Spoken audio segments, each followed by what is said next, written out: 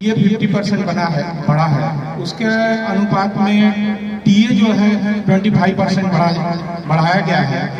उसके रूप में हम लोग उसी के अनुपात में हमारे लोको रनिंग स्टाफ का किलोमीटर माइलेज बढ़ना चाहिए, जो कि 25% बढ़ाया जाता है पर रूल के अनुसार। लेकिन अभी तक रेल प्रशासन ने उसे बढ़ाया नहीं है। इसीलिए इसी चीज को लेकर के हम लोग आज जो है 36 घंटे का हंगर फास्ट जो है किए हुए हैं। और हमारी आपके माध्यम से रेल प्रशासन से मांग है कि हमारे जो किलोमीटर माइलेज जो अभी तक बढ़ाया नहीं गया है, इसे जल्द से जल्द बढ़ाया जाए, ताकि सभी जो रनिंग स्टाफ साथियों में जो एक रोज की भावना उसे खत्म हो और एक हेल्दी वर्किंग जो है वो हो सके।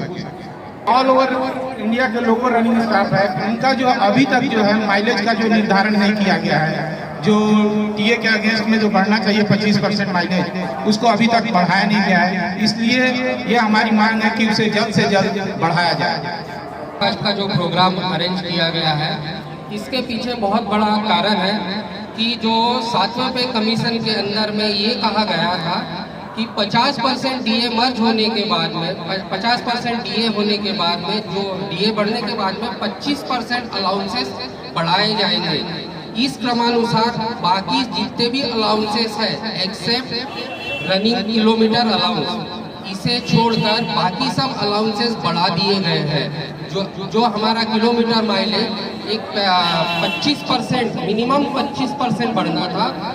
इसका उदाहरण मैं जैसा देता हूँ कि रनिंग अलाउंस का जो माइलेज रुपीज अगर से 10,000 रुपये हम लोग मंथली माना जाए, जो हम लोग बाहर कार्य करते हैं, इसके एवज में हमें एक्स्ट्रा का पैसा दिया जाता है, जैसा बाकी साथियों को टीए के रूप में पैसा दिया जाता है जब वो अपना हेडक्वार्टर छोड़ के जाते हैं। और हम लोग मालगाड़ी ड्राइवर, पैसेंजर ड्राइवर, असिस्टेंट यह रात दिन जागते हुए बाहर कार्य करते हैं, अपनी नींद का अविश्राम रहते हुए वो लोग कार्य करते हैं। उसके एवज में किलोमीटर अलाउंस दिया जाता है, जो 50% डीए मर्ज होने के बाद में 25% से बढ़ना था।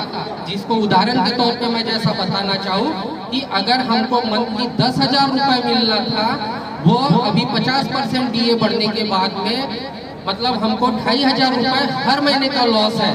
और ये हमारी नाजायज डिमांड नहीं है, ये 7 पे कमीशन ने रिकमेंडेड किया था। तो 7 पे कमीशन के अनुसार ये जो हमारी डिमांड है, ये सरकार ने खुद होके कंप्लीट करना था। आज 15 महीना हो गया है, लेकिन इस डिमांड को कई मेमोरेंडम दिए गए, सेंट्रल के द्वारा दिए गए, 2 से 3 बार रेलवे बोर्ड से मुलाकात की गई, लेकिन अब तक वे नहीं मान रहे हैं। बहुत सारे फेडरेशन जो रेलवे में रिकॉग्नाइज्ड फेडरेशन है, इन्होंने तक इसके बारे में विज्ञापन दिया, लेकिन उसके बावजूद में भी वह मानने को तैयार नहीं है। इसलिए हमें आखिरी का ये रास्ता अपनाना पड़ा कि आज हम हंगर फास्ट कर रहे हैं।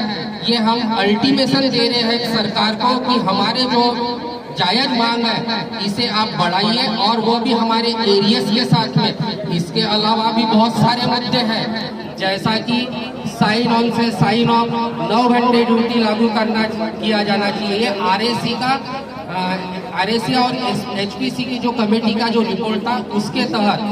उसके बाद में साप्ताहिक विश्राम यानी जो रेस्ट, बाकी सब डिपार्टमेंट अभी जैसा सेंट्रल गवर्नमेंट ने बोला है कि भाई आप 5 दिन काम करो, सेकंड सैटरडे और संडे आपका लीव रहेगा।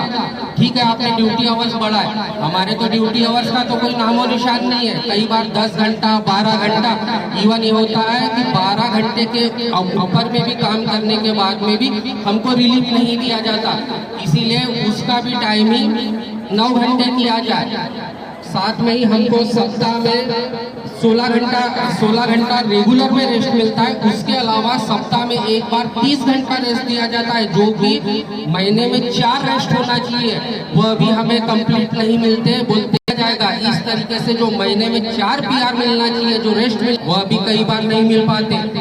साथ में ही अभी हमारे जोन के अंदर में ACCR लोको पायलट है, उसे भी सरकार कंप्लीट नहीं कर रही है। तो इसकी वजह से जो वर्किंग अभी जो काम कर रहे हैं उनके ऊपर में वर्कलोड बढ़ रहा है।